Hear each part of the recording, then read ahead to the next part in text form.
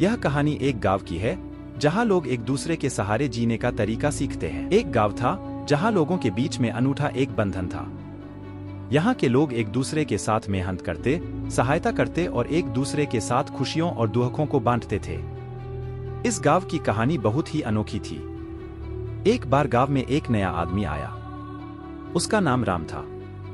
राम बहुत ही निराशाजनक हालात में आया था। वह एक छोटे से गांव में दूर रहते थे जहां उनका परिवार बीमारियों और तंगी में फंसा था। उन्होंने सोचा कि वह इस गांव में आकर नए जीवन की कोशिश करेंगे। राम गांव में आकर एक आदर्श बनने के लिए प्रयास करने लगे। वे हर काम में मेहनत करते, दूसरों की सहायता करते और सबके लिए प्रेरणा स्रोत बन गए। दूसरे लोगों की खुशियों और दुखों में भी वे सहभागी रहते। एक बार गांव में बड़ा दुख का समय भी आया जब गांव के मुखिया का बेटा अचानक बीमार पड़ गया। उसकी स्थिति गंभीर थी और उसके परिवार को इलाज के लिए पैसों की आवश्यकता थी। लेकिन गरीबी के कारण परिवार के पास इतनी धनराशि नहीं थी।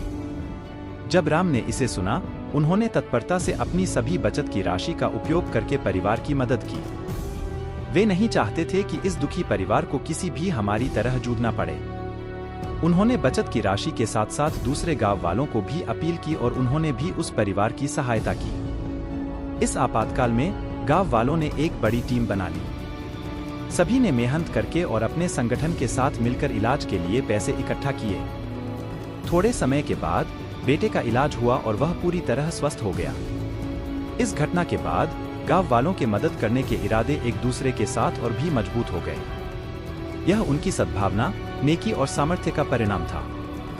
वे सभी ने समझा कि दूसरों की मदद करके ही हमारा असली लक्ष्य पूरा होता है। वह गांव अब एक परिवार की तरह था, जहां हर कोई एक दूसरे का सहारा था। यहाँ के लोग अपनी खुशियों और दुखों को साझा करते, एक दूसरे की मदद करते और अपने संघर्षों को साथ में झेलते थे। वे सब मिलकर इस दुनिया में एक सुंदर और समृद्ध जीवन जीने का तरीका सीख गए।